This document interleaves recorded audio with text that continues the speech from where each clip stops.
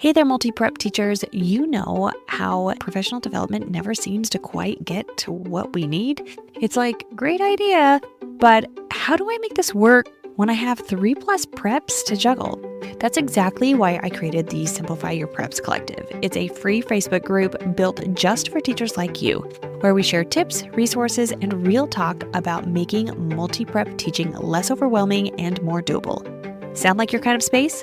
Head to kristenmasick.com/collective and join us today. Let's simplify together. When I was teaching dual enrollment classes, one of the requirements from the university was to have us do a student feedback survey. And it was specifically given from them, and they had questions and they were asking. But I found that I really liked getting the feedback from my students because it helped me improve my teaching, and more specifically, helped me find out things that were working and that weren't working that I may have overlooked just because I'm so busy in the planning and the minutia of everyday life. Today, we are going to be going over some questions that you can use to self-reflect on your teaching, but then also those same questions with just some slight tweaks that you can also ask your students to help give you some valuable feedback for the following semester. Welcome to the Secondary Teacher Podcast, the podcast for middle and high school teachers juggling multiple preps to get the strategies to reduce overwhelm so that you don't have to choose between being an effective teacher and prioritizing important relationships. I'm your host, Kristen Masick, a 10-year high school engineering teacher, former middle school assistant principal, and teacher coach. Every week, we will discuss strategies, systems, and time-saving tips to help you not only survive but thrive as a multiple prep teacher. Before we dive into the questions, I want to first tell you these are suggestions, and then secondly, there is not a right or wrong way to implement a survey.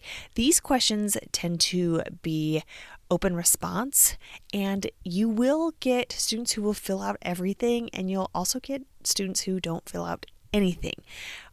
I would also recommend that whatever you're using to give this survey or get this feedback, somehow you can have some sort of anonymity from the student's perspective, especially at the secondary level, high school in particular. They really, for them to give you their feedback, they would rather stay anonymous if they're going to be giving you true feedback. Otherwise, they will tend to give you things that they think you want to hear. Whether you are using a Google form or a quiz within your LMS or whatever you're doing, try to keep some of those things in mind as you give these surveys, ask these questions, so that you can get the most candid, real feedback as possible. Let's jump into the questions.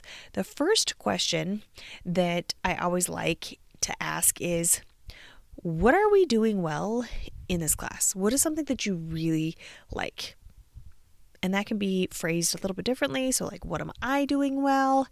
Or what are we doing well? And you can specifically say this particular class. So if we were in architectural design, what are we really doing well in architectural design? What that you really, really like? That just opens up things that they enjoy.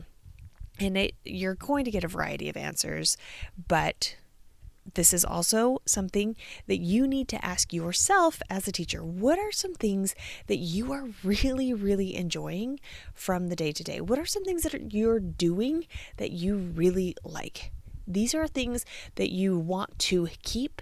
And then also, if there are things that when your students give you this feedback and there are things that you may have only done a couple of times throughout the semester, you're going to want to make sure that you do that more frequently next semester.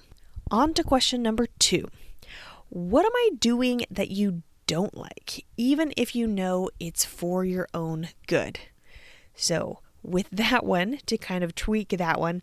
So what is it that I'm doing that I don't like, even if I know it's for the good of students?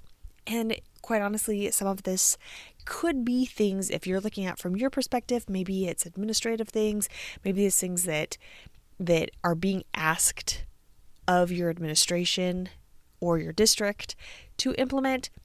And then you're going to just get a myriad of answers from your students.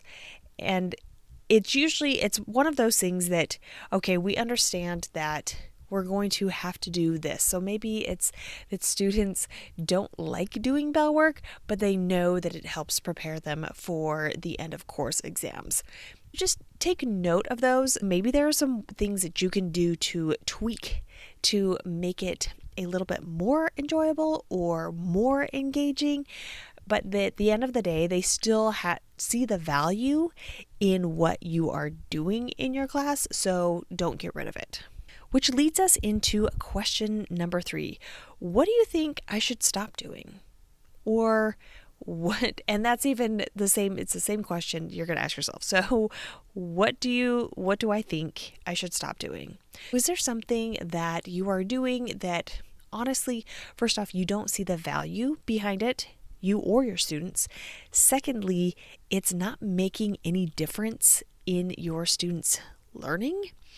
Third, it could be that you just don't like it for whatever reason. These are the things that, based on what you yourself learn or reflect on, and then what your students tell you, really take a look at these to see, can these things be eliminated from my class? And then the final question is one that I felt like I get the best responses. You will get the best responses for this one because your students love giving advice. Well, quite honestly, everyone lives giving advice to other people. But what advice would you give me about how we can make this class better for you? Now, when you're asking this for yourself to reflect, this would be something that maybe you need to think about being in the student's perspective. Like, if you were taking this class, what advice would you give? You could also have the perspective of possibly some advice that you would give someone else, like an administrator, to help you be more successful. What you're going to find out from this question is, are there certain things that you may be completely unaware of that would help you and your students be more successful in your class? And there are just a bunch of different answers that the students might be able to give you. They could help shape some of your routines. Maybe they shape some of your systems, how you do things with your procedures a little bit differently, maybe even changing your assignments. This is where students will give you the most information, the most feedback on how you can improve your class and your teaching for next semester.